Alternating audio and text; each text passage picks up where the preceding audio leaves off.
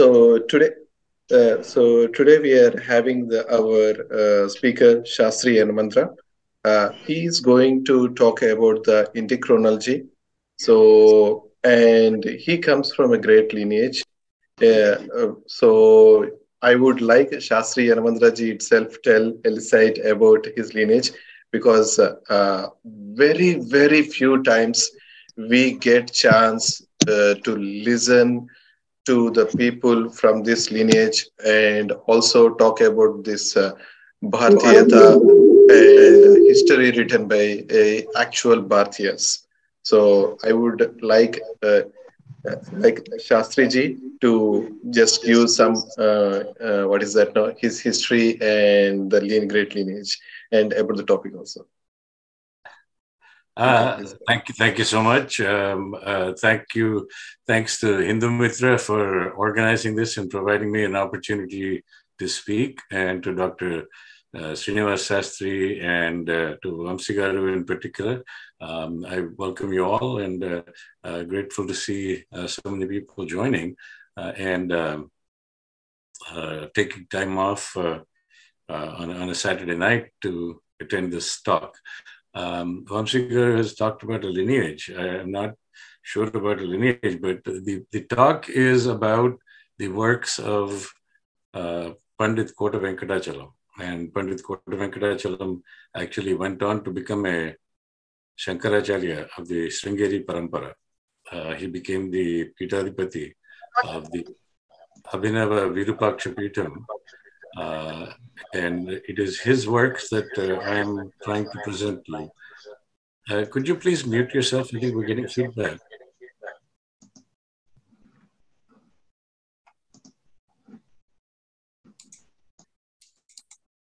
I think we're getting feedback.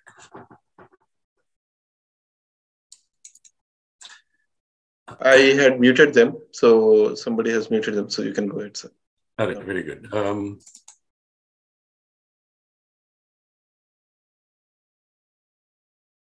All right, very good. Yes, so the talk is about the works of Pandit Kota Venkatachalam. And Pandit Kota Venkatachalam is my maternal grandfather, my mother's father. And he spent about 51 years of his life reconstructing Indic chronology from Sruti and Smriti. So that is the what the entire talk is about. And I actually talk about this in the presentation that I put together for this.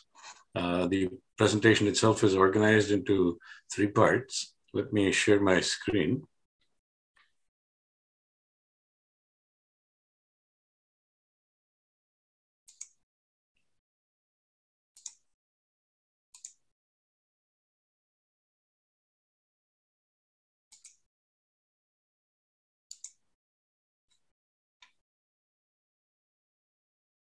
Can you all see my screen? Vamsigaru, can you see my screen? Yes, sir. Can you make it full screen, sir? Sure.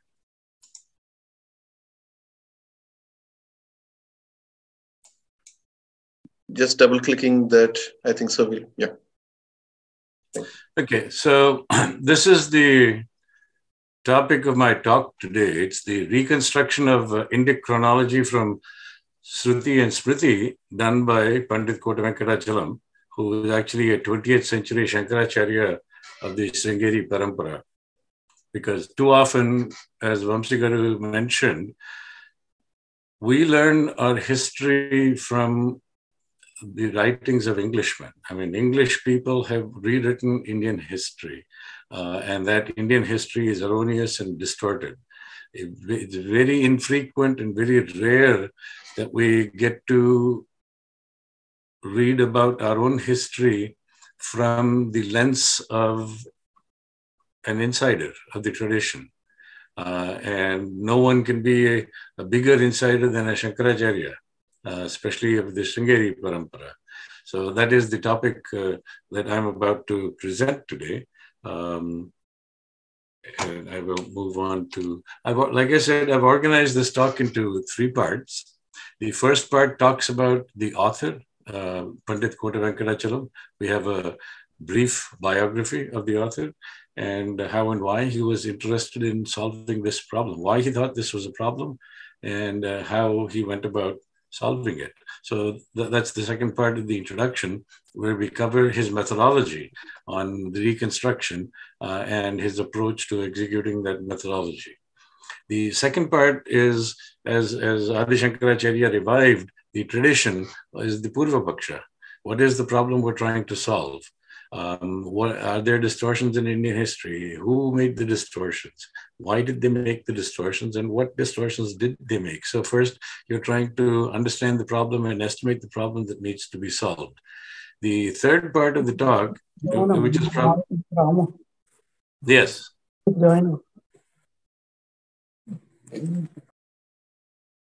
I'm sorry, did somebody have a question? Yeah, sorry, sir. It's just somebody is talking in their own. So I muted them. Okay. The third part is actually the bulk of this presentation, which actually presents the reconstructed chronology, which I call the Uttarapaksha. That is his response. Panditji's response is, having done this research, what is the reconstructed chronology? And he presents that in 4 parts. And the very ancient, the medieval, and the modern. And we will get into that. So this is how I've organized the entire talk. Vamsigara told me that today's talk is limited to 1 hour. And in that 1 hour, I think we will have 45 minutes of my talk, followed by 15 minutes of Q&A. And that is not enough time to cover the entire presentation. So we will try and cover as much as we can, maybe sections 1 and 2. And the Purva Paksha is what we will try to cover today, followed by a Q&A. And then we can try and cover the Uttara Paksha in a different meeting.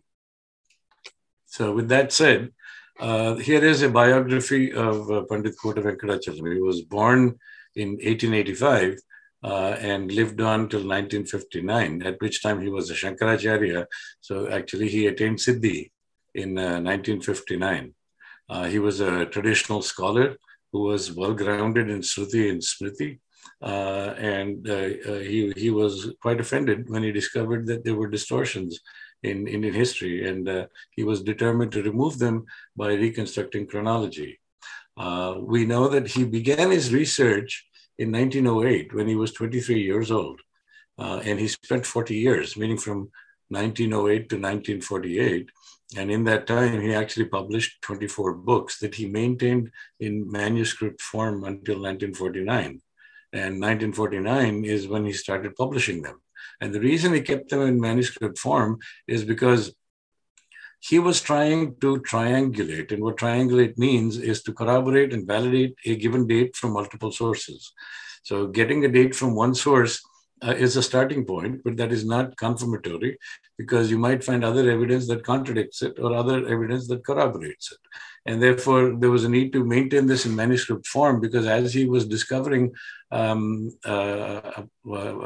evidence, new evidence, he had to use that to validate what he had already discovered and researched and concluded. And sometimes there was a need to make corrections. And that's why he maintained these in manuscript form, but he started publishing them in 1949 and published his last book in 1957.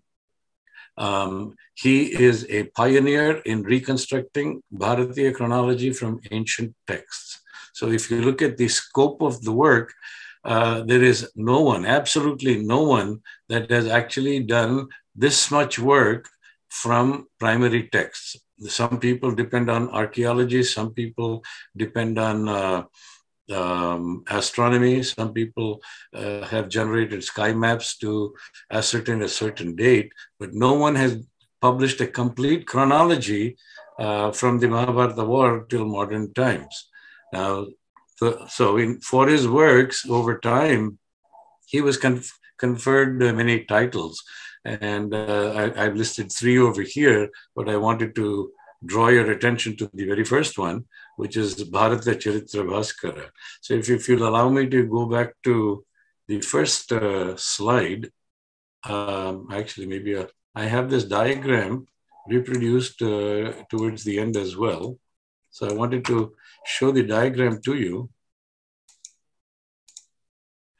So if you see this diagram here, this is it's a sun, the sun and sun rays, and a picture of Pandit Kota Venkatachalam at the center.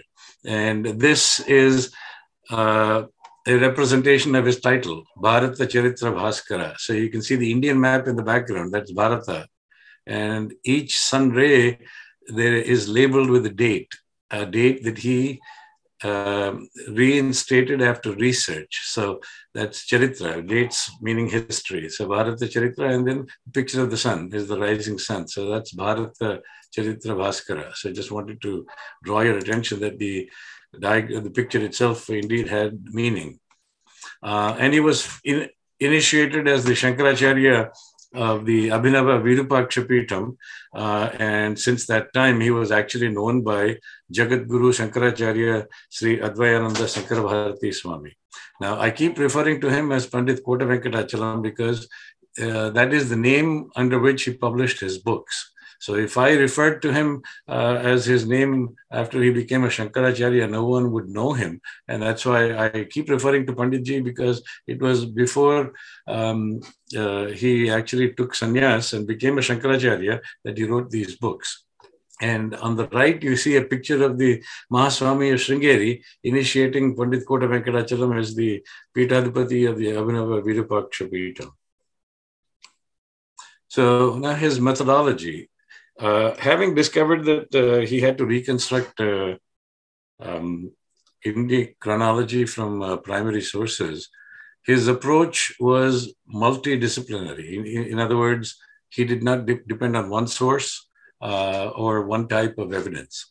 It was multidisciplinary. He looked at ancient texts, he looked at astronomy, he looked at archaeology, inscriptions, many, many things, in coin, numismatics. So he looked at all those, but he relied on texts as the primary evidence. So he said, of all these methods, ancient texts are the primary evidence. And among ancient texts, he talked about Puranas and Itihasas as a source of history. Because today we find that we are told that Indians have no documented history and that Puranas have no historical information.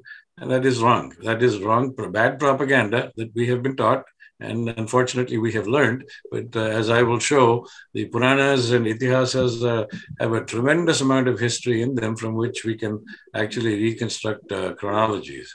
So in addition to all of these, he also looked at prashastis and coins to corroborate findings. So the difference here is the primary evidence is your text, and everything else is used to only corroborate.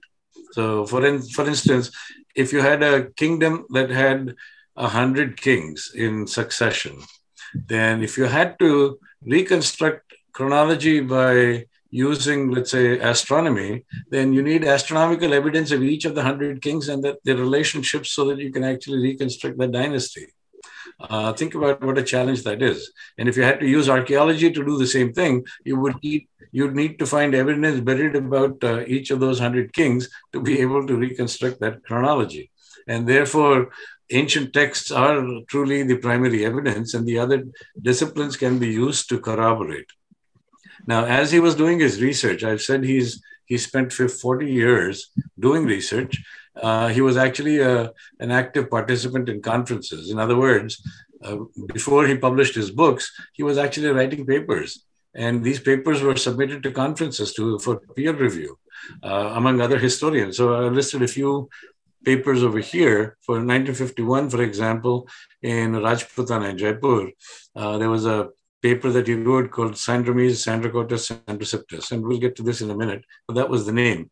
The second was the predetermined plot in Indian chronology. So 1953, in Ahmedabad at a conference, he presented a paper where he firmly concluded that it was a predetermined plot by the British, by the officers of the East India Company to actually distort Indian history. So this was a paper he presented in 1953, and so on and so forth. So, and the last point on the slide is that he was an active contributor to the Andhra Historical Research Society located in Rajahmundry. And this society was like a clearinghouse for historians, for scholars, and it was actually used for scholars to present their new discoveries for peer review, for scholars to defend their assertions when somebody disagreed. So when peer scholars disagreed, this was the forum where the original scholar, the author, could come and defend his assertions. And it was also a place where they could refute disagreements with evidence. And I will show you a couple of examples. And Pandit Kota Venkatachalam actually used this forum to refute disagreements. And one notable name is Rao Bahadur P.V. Kane, who went on to get a Bharat Ratna and is known for his work on chronology. So there was a disagreement between the two, and Pandit Kota Venkatachalam actually disagreed and presented evidence to support his own argument. And this is actually published in their proceedings. The AHRS has proceedings. So in the proceedings of 1951-52, you will find there's about 20 pages dedicated to this topic. And this is, it covers the initial disagreement by Rao Bahadur Kane, and then the rebuttal by Pandit Kota Venkatachalam with evidence to support his own point. So having covered his methodology, his approach was that we have to establish a sheet anchor first.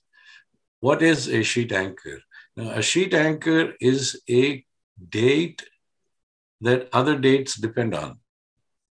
So if you can establish the sheet anchor correctly, then all the dates that depend on it will also be correct. But if you don't establish the sheet anchor first, then there is a good deal of risk that the supporting structure that you're building on it is not stable and accurate. And so his emphasis was to establish the sheet anchor first that all other dates depended on. And in his mind, he picked the Mahabharata war. And he said, if you can date the Mahabharata war correctly, you can date everything else correctly, because all other dates depend on the date of the Mahabharata war. And then having established the sheet anchor, his approach was to follow the genealogies of long-lived kingdoms. So all these long-lived kingdoms, like Hastinapur, Magadha, Ayodhya, and Kashmir, they were long-lived. Kashmir and Nepal, for example, existed from before the Mahabharata war. Kashmir has documented history that goes back 300 years before the Mahabharata war. Nepal has documented history that goes back 1,000 years before the Mahabharata war. And so do Magadha and Ayodhya and so on and so forth. So all of these genealogies we can find in Puranas and other texts, and especially that of Nepal, Kashmir, as well as Buddhist and Jain chronicles, because Buddha spent most of his time in India, and most of the stories of Buddha are about his travails in India, and these are well documented in books, Buddhist texts, and likewise about the Jains. The Jains also had their own texts, and so they were talking about events in the founding fathers of their own religion, and in talking about them, they were providing dates which can be used to corroborate dates that we find elsewhere. And we find that all of these are actually consistent from the date of the Mahabharata war, which is why the Mahabharata war is the true sheet anchor. So once you correlate these genealogies, then you can come up with a correct history. Now, having come up with a basic chronology, you still want to complete that process of triangulation where you want corroboration from contemporary literature, because there were poets and writers who wrote contemporary literature of those times, referring to historical personalities. So where you have dates in such writings, you can use them to corroborate that the dates you have come up with using the approach are correct. So again, there are inscriptions. So inscriptions are typically when a king or an emperor would deed land or a gift to a city or a janpada. So inscriptions also provide dates, and dates can be used to corroborate the dates in texts, coins, prashastis, as well as foreign sources. These should not be ruled out. And what Pandit Kota Venkatachalam, he uses the Persian synchronism to triangulate his dates. And of course, I did want to mention Al-Barani, because Al-Barani was a historian that visited India in the 10th century AD. And in his writings, we find his corroboration of many dates that we have taken for granted, and these corroborate dates in our own texts. Now, his works provide a complete framework. What do I mean by that? Number one, he identifies the distortions and the people who made those distortions in one place. So if you look at his books, he identifies the people in one place. And then that's as part of his Purva Paksha. Then his Uttara Paksha is that he reconstructed a complete chronology from 3138 BC to 1193 AD. From 1193 AD. Number three, he completely reconciles several provincial sources of our Itihasa. So it's not just provincial. Actually, he went beyond that. He looked at Nepal, he looked at Kashmir, he looked at Persia. So you're triangulating dates from very different sources from neighboring countries. There is no one that I know that has reconstructed a complete chronology by this level of triangulation outside of Bharat itself. So I won't read all these bullets, but point number 4 is that he identifies all the references that he used for his reconstruction. And in those references, he mentions the text, the chapter, and the sloka. So he's giving you direct pointers to all the references that he consulted for his own reconstruction. And where this helps is to validate his reconstruction as we're reading it. And if we disagree, then you have all the references, and someone who is so inclined can actually do the reconstruction for himself or herself. I also wanted to draw your attention to this bullet here, that he actually identified distortions in the Nepal Rajavamsavali and Kalhana's Rajatarangini. Of course, the Rajavamsavali refers to the history of Nepal, and Kalhana was a Kashmiri author, and he wrote a book called the Rajatarangini, which is like a Vamsavali of Kashmir. And he actually identified slokas 49, 50, 51, and 54, and he said, these are distortions introduced by the British East India Company, that these could not have been written by Kalhana, because Kalhana was a great Sanskrit scholar, and Kalhana would not have made the mistakes that are evident from these 4 slokas. Number 5, one of his original findings was that there were migrations out of India rather than into India, which actually refutes and debunks the Aryan invasion theory. I'd like to stop here for a second and remind people that his research was completed in 1948. So his books actually have been out of print for 70 years. So everything that I'm presenting in this presentation is knowledge that he's documented more than 70 years ago. And people who talk about the Aryan invasion theory today, most of what they're telling us, unless it's based on new excavations or archaeology, most of what we are hearing from them was already known 70 years ago. So this is something to think about and reflect on. And finally, although he didn't write a book on this topic, he challenges the BC AD Christian calendar that was established in the 6th century AD. In the 6th century, 600 years after Christ is when the calendar was formed. Now, the question is, if you take 0 between BC and AD, we don't know whether that refers to the birth of Christ we don't know if it refers to the death of Christ. And then there's 32 years in between. So those are not accounted for. So that calendar is quite arbitrary. So he points this out, although he didn't spend energy trying to deal with this topic in more detail. So now I did mention that Puranas are a source of historical information. So this is what Panditji states with some emphasis. That the word Purana means Purapi Navaha, meaning the old yet ever new. And Puranas, of course, we have two categories of Puranas. We have the Upapuranas and we have the Mahapuranas. So the Mahapuranas are supposed to meet 10 characteristics, meaning a text must meet the 10 characteristics called Dasalakshana to be considered a Mahapurana. And the Upapuranas need to meet 5 characteristics called the Panchalakshana to be considered an Upapuranas.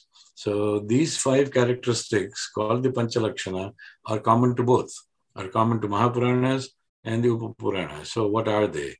So these Panchalakshana are these 5 listed here. The Sarga, the Pratisarga, Manvantara, Vamsa and Vamsanacharita. So Sarga is the portion of the Purana that talks about Srishti. Pratisarga describes the destruction at the end of Srishti, meaning the Mahapralaya. The Manvantara describes the cosmic units of time and space. Vamsa and Vamsanacharita, these 2 sections, the Vamsa contains genealogies of kings and gotras from the founding rishis.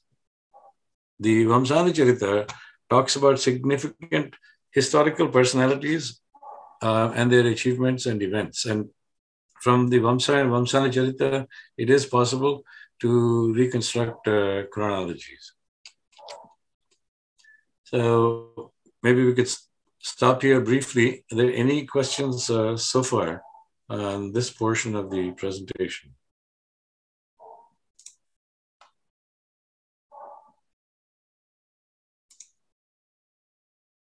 I would highly encourage others to please ask some questions if you have, or anything if you want to share also. So very good. I think I will just continue with part 2, the Purva Paksha.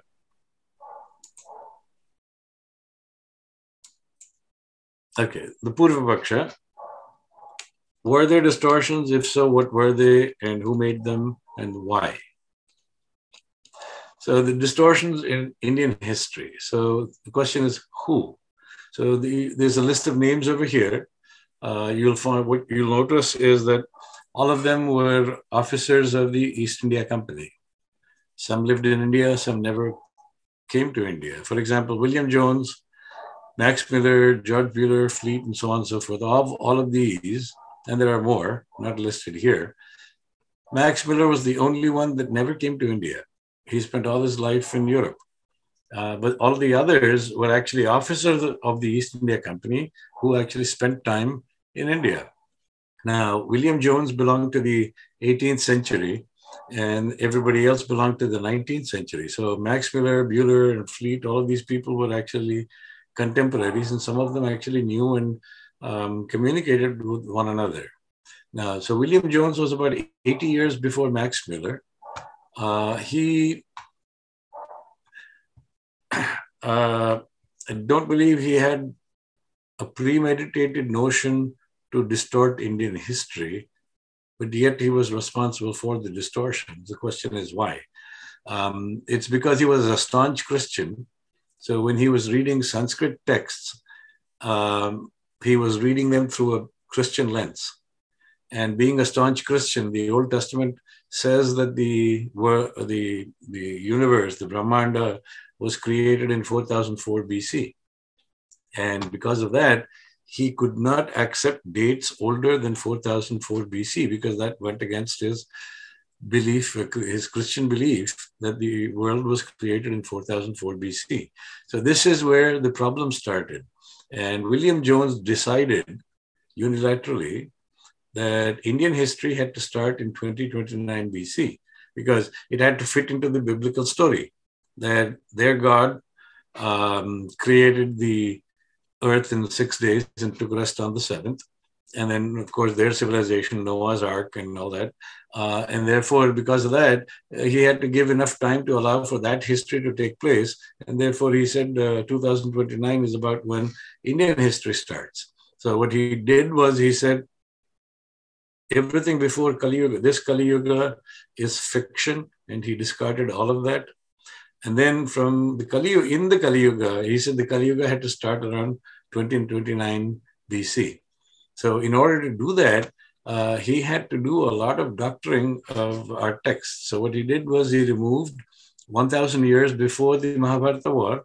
He removed 1,200 years after the Mahabharata war, and he started dating events incorrectly to make them fit this timeline. The Nepal Rajavamshavali, whose history goes back 1,000 years before the Mahabharata war, was shrunk by 3,400 years by mapping to the wrong era. So what was prevalent in Nepal was the Sriharsha era. So Sriharsha of the Magadha Empire, whereas I think it was Bueller and Fleet that actually said Sriharsha is not right. It is Sriharsha Siladitya.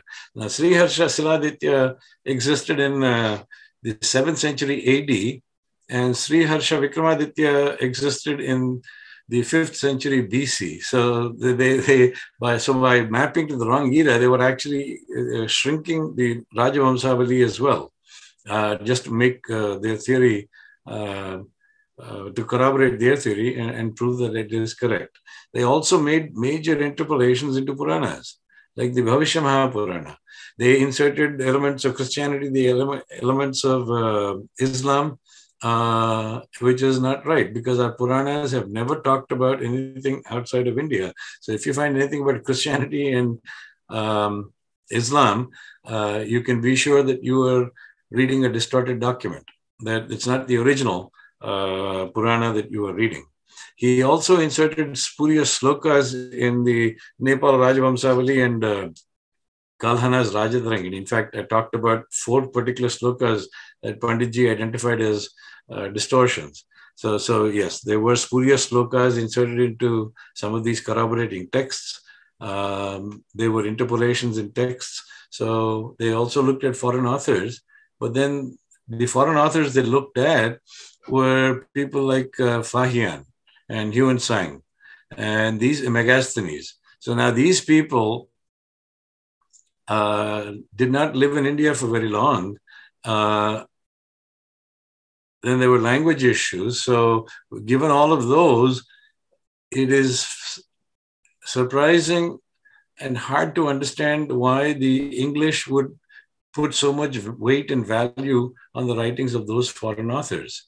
And now, if you look at Huan Sang, for example, and Fahian, they were in India in the 7th century AD. And in their writings, they talk about Chandragupta Maurya, who lived in 1500 BC.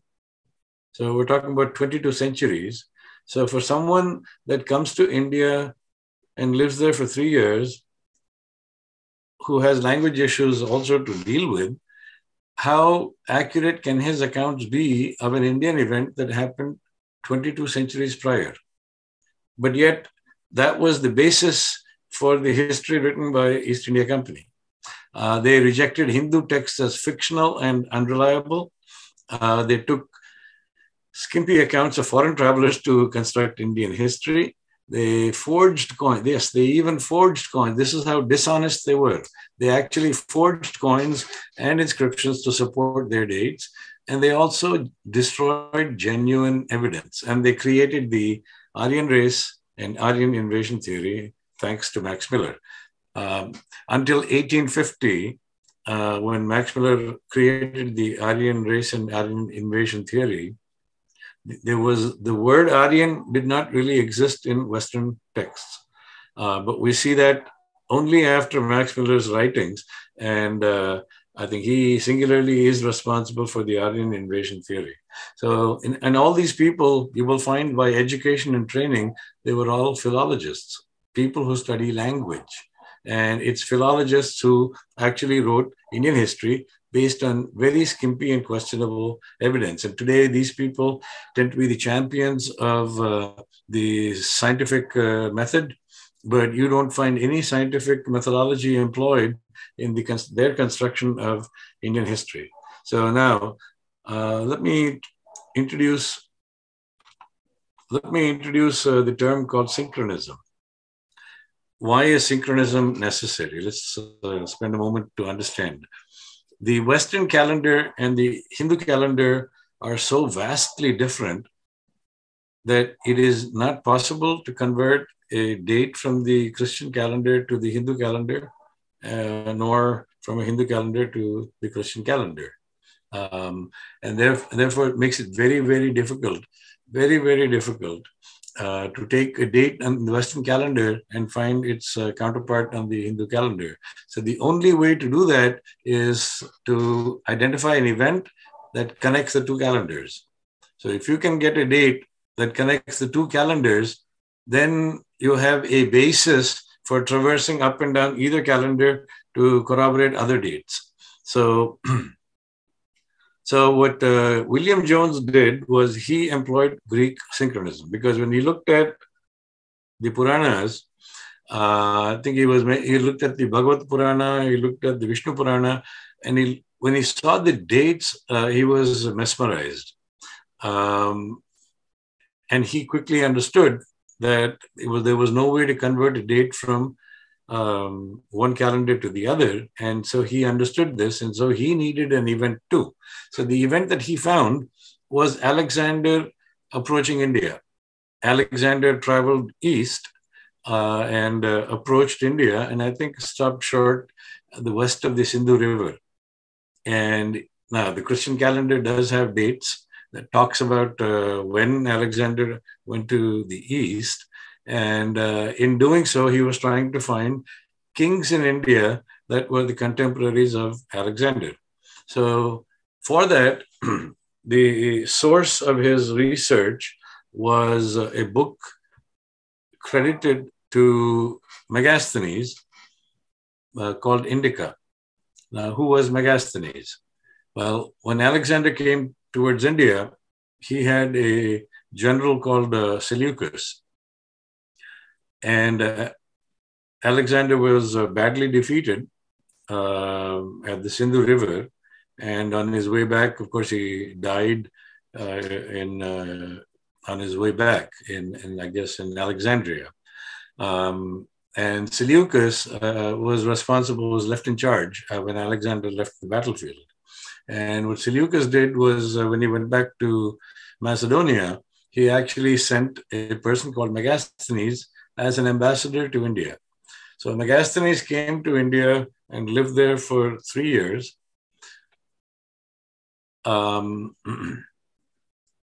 And apparently he had a big entourage with him.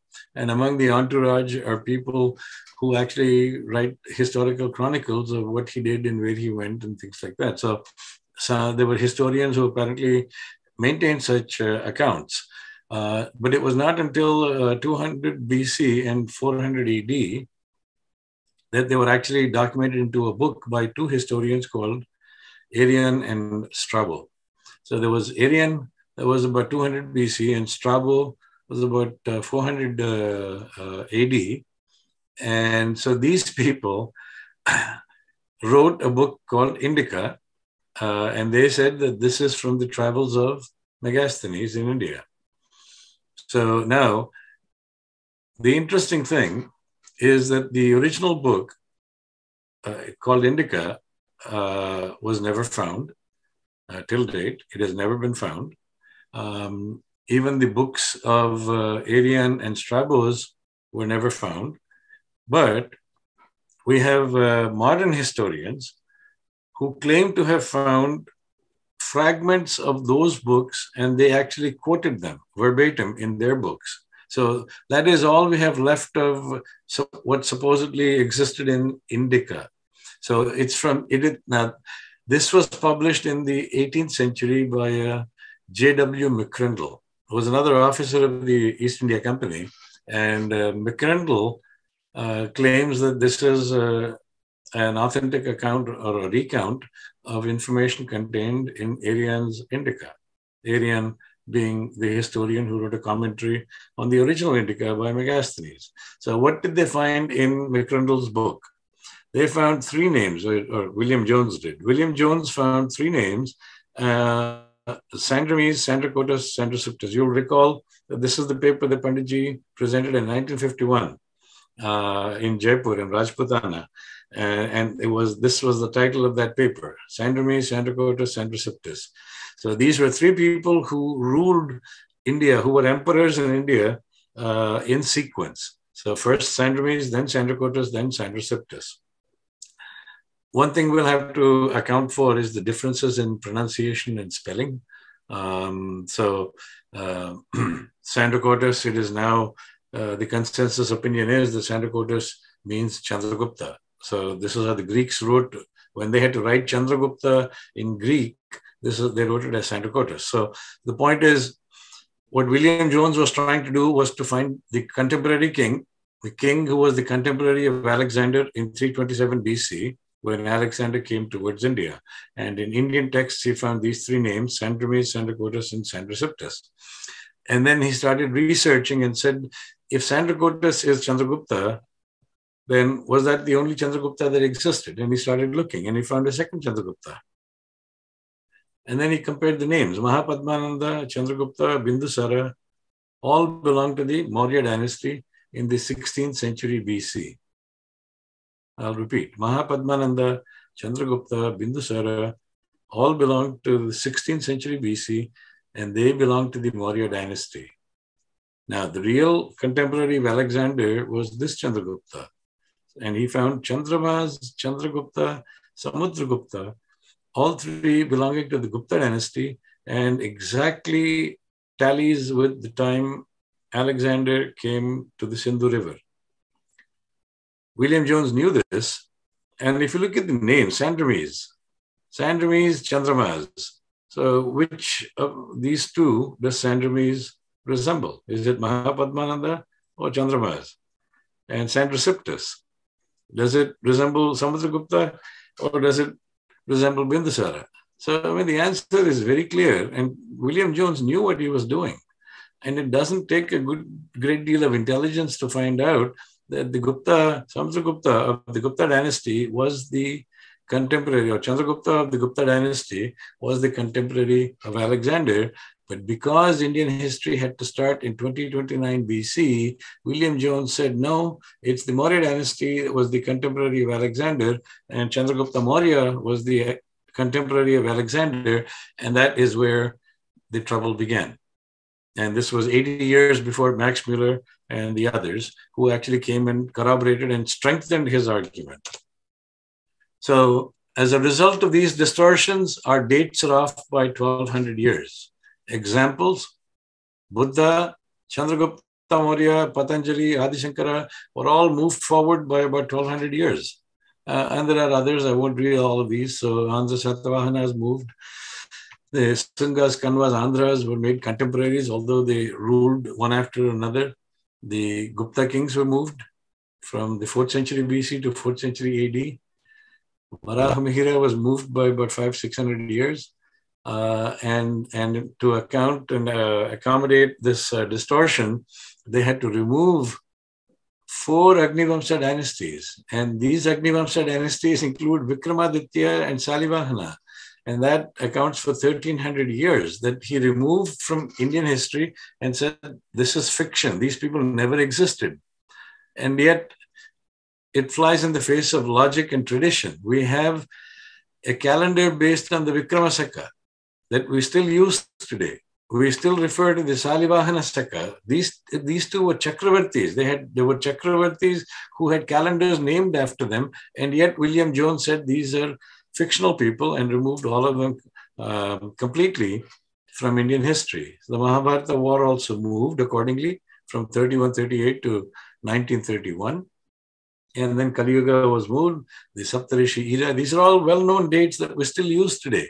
And these were moved, as you can see, from given the true date to the distorted date. So in doing all of this research, Panditji had 8 types of criticisms that he concludes with. And in studying the people who made the distortions, he said, 1, they were misreading the evidence. 2, they committed forgery. 3, that they were misinterpreting, they destroyed, misrepresented, they rejected genuine evidence as spurious, misapplication of inferences, and they neglected some genuine data as well. I think we're at the 45-minute mark, so maybe this is a good point to stop today's discussion. And I'll be Vamsiji, Vamsi Garu, is this a good time to take questions? Yes, sir. Yes, sir. So we have another 10 minutes. Yeah, we can take more questions or otherwise observations that people want to talk to. Anybody have anything that they want to talk about or ask? I would highly encourage others to please speak up.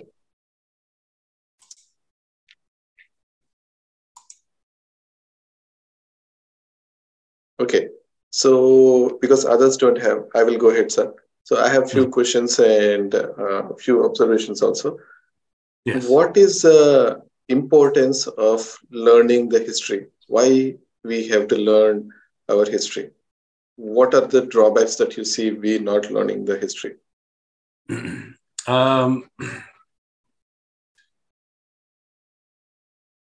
The importance of history is in building a grand narrative. And the reason we need a grand narrative is civilizationally, we need to understand where our civilization came from, who we were historically, because the propaganda today, you see, if you look at history if you zoom out and look at a longer period of history, then you start seeing the true picture. If you don't do that, today, the West documents their history from the Renaissance, which is about the 15th, 16th century AD. When you push them hard and say, what happened before the Renaissance? Surely there was a civilization before the Renaissance. So when you push them hard from the Renaissance, they slip into the Greek civilization, bypassing about 1600 years. So the point I'm trying to make is India was a very intellectually evolved civilization, was economically evolved up until the 16th, 17th century AD, even while the Renaissance was happening in Europe. And in the Renaissance, you'll notice that, well, maybe we need to back up a little. Christianity was established as an official religion around the 4th century AD. So the Roman Empire had the western part and they had the eastern part. And there was an emperor called Constantine. And the city of Constantinople is named after Constantine. And Constantine is about where the East and the West Roman empires actually meet. So Constantine, now Rome was polytheistic. So when they say polytheistic, they don't tell you the truth. The truth is that they were Hindus who actually migrated out of India. So they keep referring to them very generically as polytheists, meaning they believe in multiple gods. Whereas the Abrahamic, well, not pagans, no, polytheists. So let's stay on polytheists. Okay. So let's not give it synonyms. So when they refer to polytheists, they're actually talking about Hindus. And the Abrahamic religions, all of them, see, the reason they're called Abrahamic is because they had a common lineage up to Abraham. From Adam to Abraham, they have a common lineage, and that's why they're called Abrahamic. And then from Abraham, they separated into 3 different religions. So they share a common history, and they're characterized by an angry male god who is jealous of other gods. And so they were always trying to destroy other cultures and other religions. And that's how you'll find the speed with which Christianity spread from Israel to Ireland. It took less than 50 years.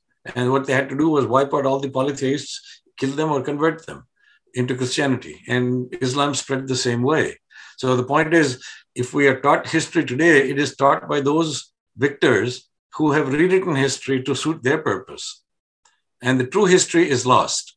And with all that propaganda, we internalize that and we become intellectually colonized. So we grow up with the idea and the belief that everything that we know, we learned from the West. All education, all culture, all values came from the West. The truth is that these invaders who could never build anything in their lives, they were known for invading and looting. That's how they became rich. They didn't invent anything for the rest of the world to benefit from. So coming back to yes. Go. Yeah. It's a long word. That's okay. That's fine. That's okay. Topic for another day. But the point is, Constantine was a tolerant fellow because Rome and the Roman Empire encouraged polytheism. So the Roman Empire was not Abrahamic in any way. And Constantine died around 311 AD. And on his deathbed, Christianity became one of the official religions in the Roman Empire. Now, that particular event, the reason I paused there was wondering how to state it. There's a problem with that theory because there are two schools of thought. One school of thought said that because he was on his deathbed and wanted to live, he converted to Christianity in the hope that he could live longer. And that is how it became the official religion of the Roman Empire. Right? Yeah. The second school of thought is that the Pope, they had a Catholic Church already by then. So the second school of thought is that the Pope of the Catholic Church actually forged a document that he showed people after Constantine died. And said that forged document said that Constantine bequeathed the entire Roman Empire to the church. And so what happened there was church and state got fused and created absolute power. And once that created absolute power, the Catholic Church ruled Europe from then until Reformations happened with Martin Luther and until the Renaissance in the 16th century. So I'm trying to connect these dates. And there was 1100 years from after Constantine till the Reformation. And you may have heard of the Spanish Inquisition. And we've had a similar inquisition in Goa by the Portuguese. All of these were the atrocities created by the Catholic Church. And that 1100 years was called the Dark Ages that the West is embarrassed about. They don't want to talk about it. So when you talk about history, their history starts with the Renaissance. And you push them beyond that, they go straight to the Greek civilization. Nobody wants to talk about the 1100 years that are called the Dark Ages. If you don't understand that, now what happened in the Renaissance? These people were butchering each other for 1100 years after Constantine. And you had things like the Spanish Inquisition from time to time. So you had all this nonsense. And there was nothing constructive that came out of Europe in those 1100 years. But yet, schools, education, learning, everything was destroyed. And it is mind-boggling that in the Renaissance, in 100 years, they made so much of scientific discovery in spite of the fact that they had no education. So people have to wonder what happened. So you have to understand it was Sanskrit texts being translated into European languages that was called the Renaissance. All their discoveries in those 100 years was from the translation of Sanskrit texts into European languages and of Persian texts into European languages. So the question is, knowledge went from east to west. Unless you understand that, how can you be proud of your heritage? Yeah. Today, we are taught that science came from the West. Now, the problem here is when you say Indians learned from the Greeks, nobody challenges that. The moment you say the Greeks were learned from the Indians, you are bombarded with the demands to show proof and evidence. Yeah. So the standards of proof and the burden of evidence is unequal. Unless you understand that, we won't be on an equal footing. We will always be subservient. We will always be intellectually colonized. Yeah. And that is the risk and the danger of, so that is the risk and the danger of not knowing your own history and what contributions you as a civilization made to this world. Yeah. Yes, sir. Does that answer your question? Yeah. Yes, sir. So one more thing I want to add is that because when I talk to my friends or anybody, when I say that, hey, we have a great culture and all that fun, they say that, yeah, that is there. All we did was just bhakti and all these things. And when we talk about actually the Pythagoras theorem or what is that, geometry or trigonometry, and all these are the blessings from the Western world, not from this one. So we are scientifically not so much developed, maybe some little bit.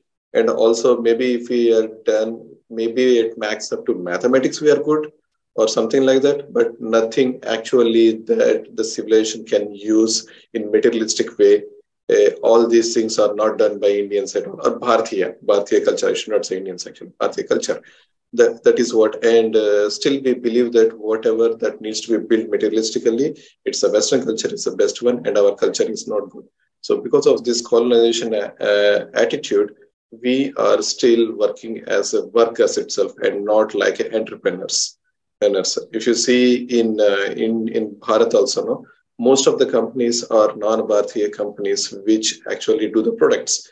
It's starting from the baby powder to what car you drive, everything is a non-Bharatiya product itself, right?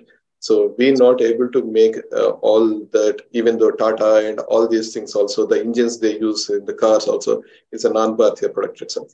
So that ingenuity and entrepreneurship, all these things can come only when you believe in your culture and values. That, yes, using this culture and values, you can grow bigger and you can do a world-class level things. But when our business people and all those Mahindra also says that, hey, it's a Western culture, that's a good one. Our culture is not so good, right? So we always try to ape them.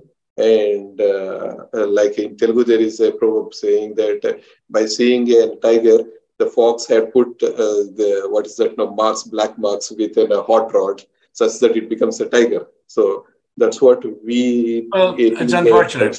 It's unfortunate. I have seen the same thing. It is true. Yeah. So it's coming from top to bottom. That's what I'm trying to say. And that's fine. So that is what we have to. No. That is what we have to fight. And that, so we know it. You acknowledge it, and that is what we have to fight. And we have to do our work in spite of them. So we don't need to convince them. See, trying to convince. See, Vitandavadam antaru sir. Yes. Ilanti valadam maatladam is Vitandavadam, which produces nothing useful. Yeah. So we don't need to convince these people. We just need to get on with our work. Yeah. And it is important for us to learn actual history and what are the contributions that we have done. So, and how big our dynasties are and how culturally we are very good. And how civilizationally, how much big dynasties and how many hundreds and thousands of years we have thrived, not just survived, but thrived well off than rest of the world. That's the most important thing that we should know. So that we can try to use that culture and again thrive better, because still we are very low compared to the golden eras or diamond eras. It's hard to summarize. This is a very vast topic, and it's hard to summarize this in a couple of minutes. But the point is, we don't know how much of our texts have been lost. Yeah. It is believed that the largest Sanskrit manuscript library Do you know where it is? I think so. It's in Sharadapit, maybe. The Or largest Sanskrit library in the world exists in the Vatican. oh, right now. Okay. The second largest collection of Sanskrit manuscripts are in the United Kingdom. Hmm. So we don't know what we have lost. We don't know how much we have lost. So their renaissance and all their scientific breakthroughs has been by translating many of those documents into European languages. Now, a couple of things that they did not adopt. I'll give you one example. Ayurveda was never adopted in the West, although principles were. And they're beginning to talk about neem and turmeric and tulsi, and now they have English names for all of them. But the moment, see, because this is capital intensive, and when about 73 trillion is what was looted from India, and India was left very poor. And left very poor with a growing population, the question is, if you want to modernize, you have to put money into R&D. When your population is starving, you have to first feed the population, and then these things have to wait. So today, India is financially much stronger. But the point is, everything that you've described is capital intensive. What do you use for money? So when Ramdev Baba and started Patanjali and Dantakanti, you look at the sales of Dantakanti, and they actually provided a major challenge to Western toothpaste companies. Hindustan Unilever, Colgate saw a dramatic plunge in their toothpaste when Patanjali started selling Ayurvedic commodities like toothpaste and soap and shampoo and so on and on. So that's one example of where we have recaptured using our own traditional knowledge systems. It will take time. So point is, we have to be financially strong. We have to be militarily strong before we start challenging somebody. Yes, sir. Yeah, correct. And so I think we are on that trajectory. Okay. Yeah. Hello, sir. Sudarshan here. Yes. Sorry to. So I couldn't join because of a technical issue, but I'm glad I could at least join the remaining portion of the discussion. Okay. So based on the discussion, I would like to say two things. One is there is one more historian by name P.N. Oak. Okay. He was continuously refuted by the Western historians actually. And I think his history, the way even in history, he wrote world history. And he also said that Greeks were none other than Yadavas of once Hindu culture. Okay. But I'm not sure whether it's I'm quoting him properly or not. I have to go back and read it. Okay. And also there was one video from there's a YouTube channel called Raka Lokam. There one video surfaced actually wherein Greek historians, when they were doing some digging, the archaeological digging, they found a picture, okay, in which it was showing a cowherd, okay, who was playing flute. He had the peacock. I don't. In Telugu they call Namalu Pincham. I don't know what's in English. Okay, peacock feather. and couple of peacock feather, and then cows nearby him. They couldn't understand who was that actually. Shepherd and cows. And I think there are three parts. There are three parts to your question. First is P.N. Oak. P.N. Oak was on the right track. He was a brilliant scholar.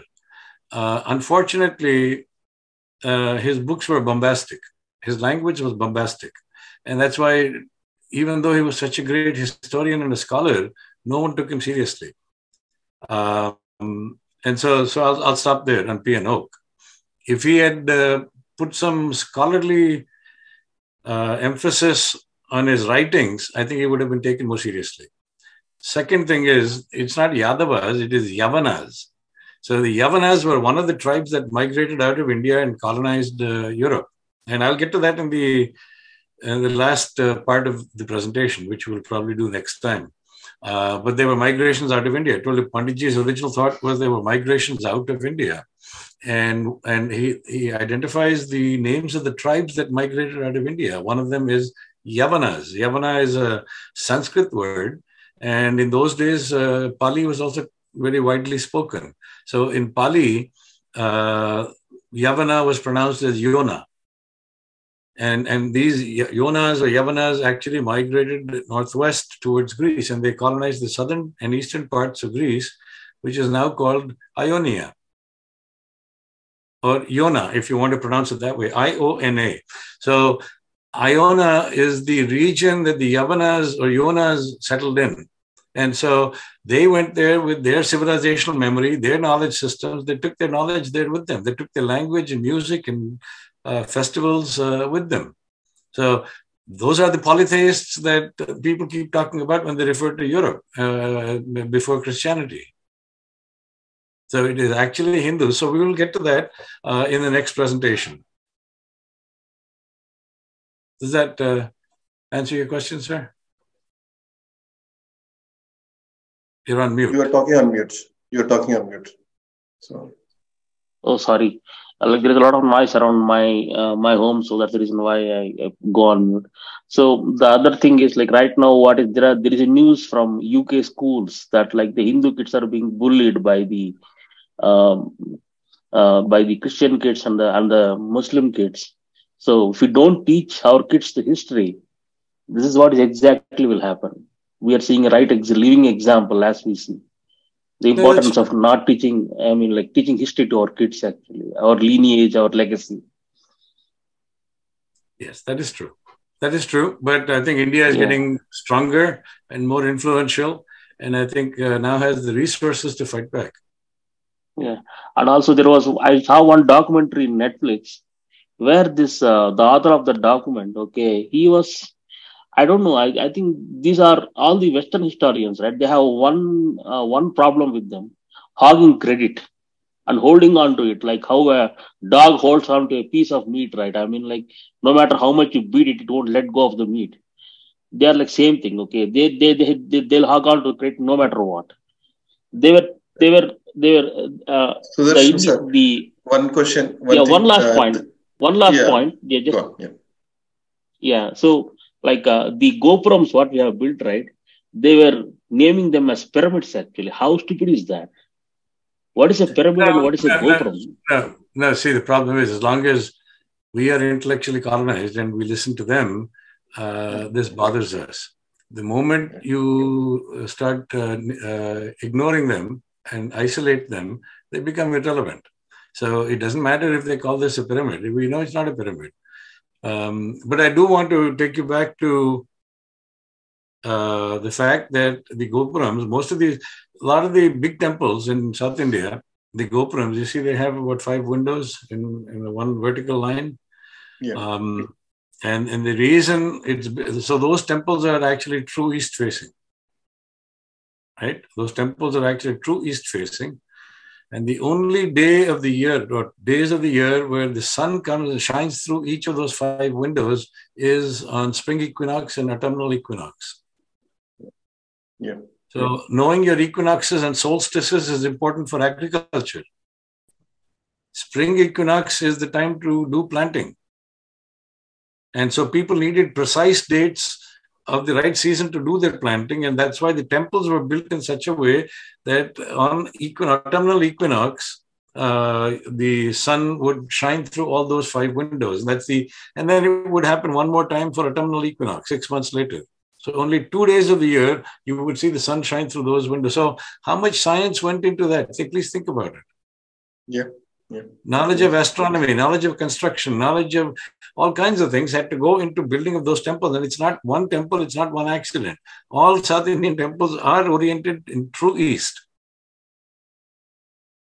So just to corroborate the point. So my point is, I think, yes, India is getting strong enough that we don't need to take these people seriously. And who are they to talk for us? We can speak for ourselves. Yeah. Okay. Anyone else? Any other questions or anything that you guys want to contribute? I would like in the next session, people talk a little bit or at least ask questions. It would be great if we involve more and learn more. So with that, I would like to conclude this session. We are already 10 minutes past. So thank you all for I have one joining. request from CG. Sir, like whatever, the source of this knowledge, right? Okay, if it is web-based and all, like there is some information, right? Could you please give us the links or presentations or whatsoever? Okay, so that we could go through and then we could, learn ourselves and then refute. Okay, use that to refute or at least learn. Ourselves learn a lot actually. So if you could give that, that would be. Yes, these books are out of print. Pandit Kota Venkatachalam wrote about 24 books, which have been out of print for 70 years. And we are in the process of republishing them. And so right now, right behind me, there are 6 books that we have already reprinted. And I'll be talking about these books in the next session. So we've republished 6 books. I'm actually working on the 7th one right now. So over time, we want to republish the entire set and make it available to everyone. So there's nobody who's done this much work in reconstructing an entire chronology. You know, some people have come up with a date, and then there are a lot of people who disagree with that date too. So you have that problem too. But then there's no one who's actually produced an entire chronology. So one date is not meaningful. What is important is what is the chronology based on that date, and is it triangulated and corroborated with other texts and other evidence? That is important. So we're, like I said, 6 books are available right now, and others are forthcoming soon. If that answers your question. Where are they available, sir? Where are they available?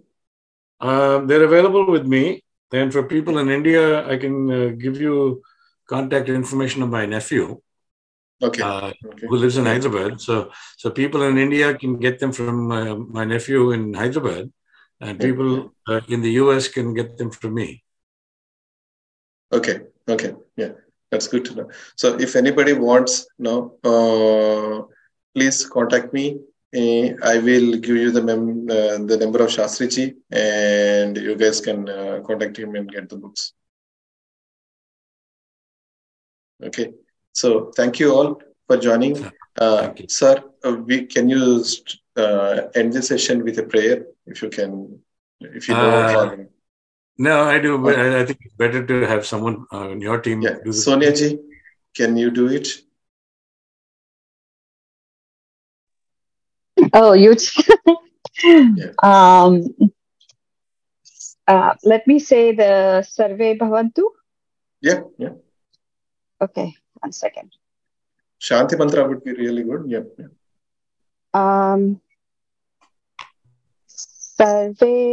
Om Sarve Bhavantu Sukhidah, Sarve Santu Niramayaha, Sarve Bhadrani Pashyantu, Ma Kaschit Dukkha Bhag Bhaved.